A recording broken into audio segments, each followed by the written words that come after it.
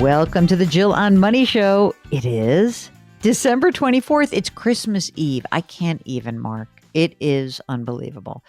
If you're listening to this, that's fine. That's fine. You're cool. It's okay to listen to it. Maybe you're on your walk. Maybe you got things to do.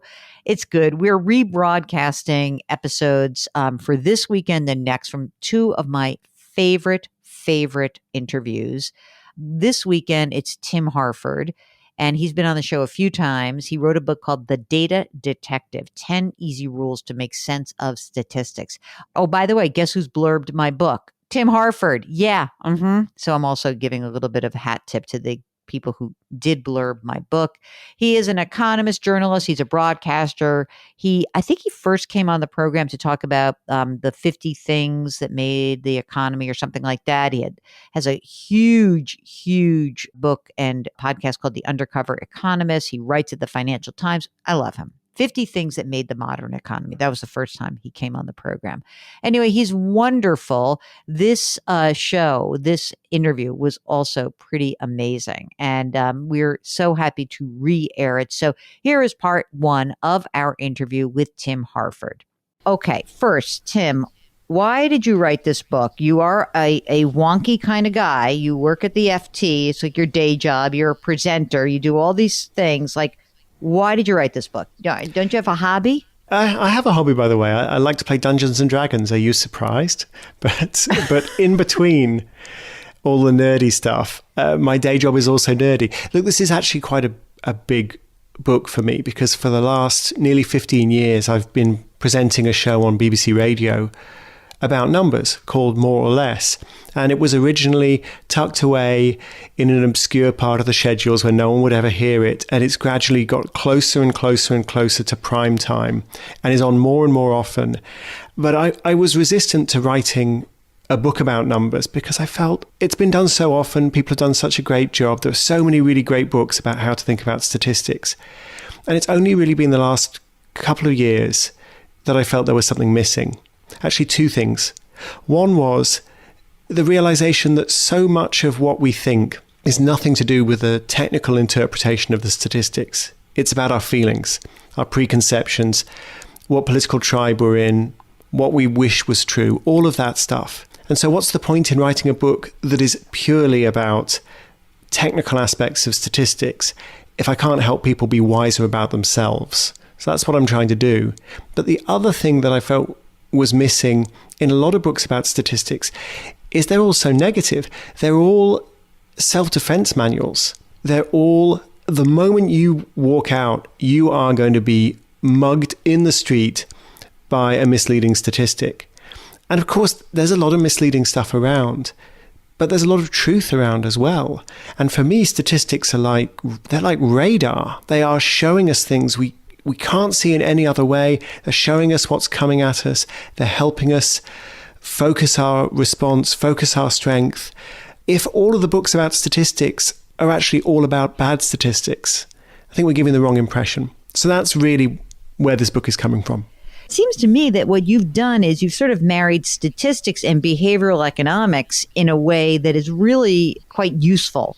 So what is it about the world of statistics that you think is misunderstood by the vast majority of those folks who tune into your show? I think the thing that people don't understand is that it is simultaneously a lot harder than they think and a lot easier than they think to make sense of statistics. It's harder because of all the emotions that get in the way. You're absolutely right to emphasize the emotional response. It really governs how we think and what we do. Before we start thinking, we've got to notice our emotional reaction and get on top of that and at least recognize it. But then once we've done that, I think the rest is actually a little bit easier than people tend to think. They're on the lookout for these highly technical points about correlation versus causation and p-values and percentages of percentages of percentages, and it's all so hard.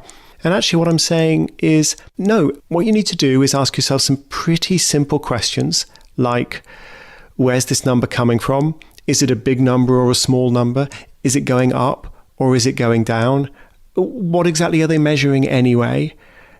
Those fairly straightforward questions get you so much further than Mm-hmm. all the technical jargon that I could possibly fit into a book.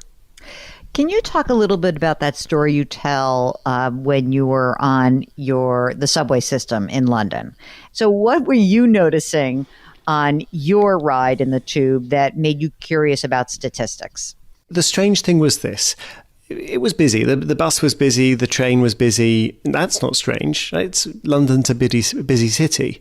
The strange thing was I happened to know what the statistics were showing. And the statistics were showing that the typical London bus has, I forget, but about 10 people on it. That's the average occupancy, maybe even less.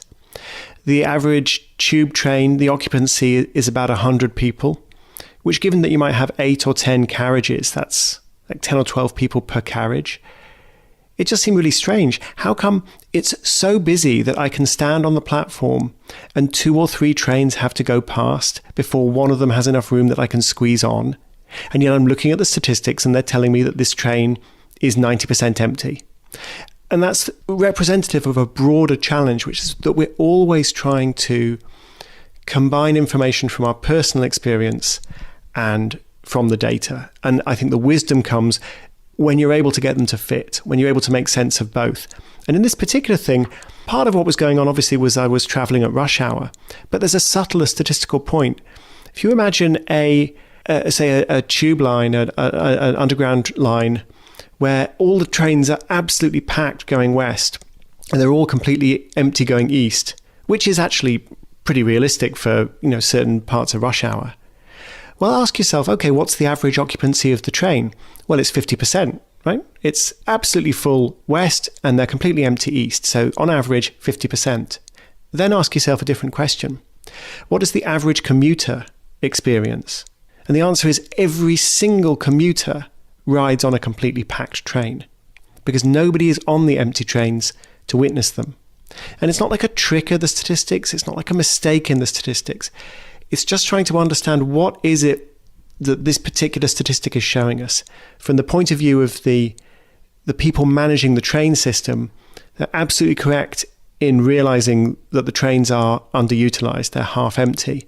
We also have to recognize from the point of view of the commuter, it's absolutely rammed every single time. If you think hard and have fun with this stuff, you actually can make sense of this. And it's not a complicated idea. It doesn't require you doing statistical analysis, because what you're really saying and what you're laying out in the book is that, you're sort of saying you got to understand what your feelings are and you have to figure out kind of your own experience. But how is it that even when presented, okay, let me give you a specific example. I will report every single month on the monthly jobs numbers. And invariably, I get people who say, well, that's a lie. There's really this many people, or there's nuance to this report because there's an unemployment rate, but there's a broader unemployment rate. But why is it that report, which I sort of think Bureau of Labor Statistics, kind of great part of the government, why is that conjuring up sort of anger or disbelief among the masses when the news is good or bad, frankly? So there's a couple of things going on there. It's a great question, I think. A couple of things going on. One is it really matters. If people feel they have plenty of access to lots of good jobs, that's really important. And if people don't have access to the jobs they want, or no jobs at all, that ruins lives. People become really miserable for good reason. So there's a reason why it matters what this number is. And then, well, why do people have these really strong feelings? Why do people say, oh, it's a lie, it's fake news? I think that's because so much of what we now perceive is through the lens of political partisanship. So either your guy's in office or your guy's out of office. And if your guy's in office, you constantly want to be saying the job numbers are great, things are going great, my guy's a good guy, he's making the right decisions. And if your guy's out of office, just flip all of that. The truth is, and this is one of the central arguments of the book, there are often lots of ways to see things. There are lots of different ways, as you know very well, Jill, lots of different ways to measure unemployment. There's no single correct answer. There's a headline figure, there's a traditional answer, but there's no one way to measure this number because it's complicated. The world's complicated. And so there are two possible approaches.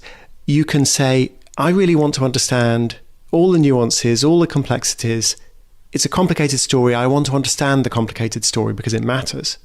Or you can say to yourself, I'm in this to win an argument. And so whether I say the job numbers are high or the job numbers are low is all about which side of that argument that I'm on. It's very human, but I think it's very sad because everyone who grabs a number trying to win an argument, they're not making themselves any smarter. They're not making anybody else any smarter. They're not actually going to win the argument anyway. So why not let go of that and instead just be more curious and open-minded? You go into an interesting conversation in the book about the data set. Can you explain why, let's talk about n equals all is not the same as n equals everyone. Can you explain that in a way that everyone listening who's not a geek like you or like me can get this? So there's a very old idea in statistics of sampling. So I want to know how people are going to vote in the upcoming election. So I'm going to phone a random sample of people and ask them how they're going to vote. And then that'll tell me how everyone's going to vote. And that can work even after you've phoned 500, 1,000, 2,000, maybe 10,000 people. Can you be sure that people who are picking up the phone are representative of the people who don't pick up the phone? Are they the same age? Do they have the same attitudes to opinion pollsters? Some people will refuse to answer your question. They've got a different routine. Some people are out, some people are at home. So there's the sample size. The bigger the sample size, the more accurate your result. But then there's also whether the sample is representative or is in some way skewed. It's a big issue. Now, along come the big data fans, and they say, oh, it's fine, because what we can do is we can just measure every single data point. So when Google want to analyze the content of, say, Gmail inboxes, they don't have to take a random sample of 1,000 or 1,000,000 inboxes. They can just analyze all of it. When they analyze Google search terms, they can analyze all of them. Or you can do sentiment analysis on Twitter. You can do all of it. Mobility analysis from tracking people's mobile phones. You can do all of it. You don't have to sample. The big data people say, that's great. N equals all. It's not N is the size of your sample. It's not N is 100 or N is 1,000. We sampled 100 people. We sampled 1,000 people. N equals all. We got everything. We got everybody. That's great. Here's the problem. And it's a pretty obvious problem when you start to think about it. Not everybody has a Gmail account. Not everybody has a Twitter account. Not everybody carries a smartphone around. If you think about it for a moment, this is obvious. But it's very easy to forget, and we forget over and over and over again that there are certain people missing from our data set. Okay, that was part one. Part two coming tomorrow of our interview with Tim Harford. Thanks again for listening. I know it's a busy weekend. Everyone's celebrating, so be celebratory. And if you are celebrating with a seven fishes tonight, because maybe you're going to an Italian feast or you are yourself Italian-American, go for it. It's my favorite night of the holiday season. So thanks again for listening. And of course, during this season and every single day, do something nice for someone else today. Grit, growth, grace. Thanks for listening. We'll talk to you tomorrow.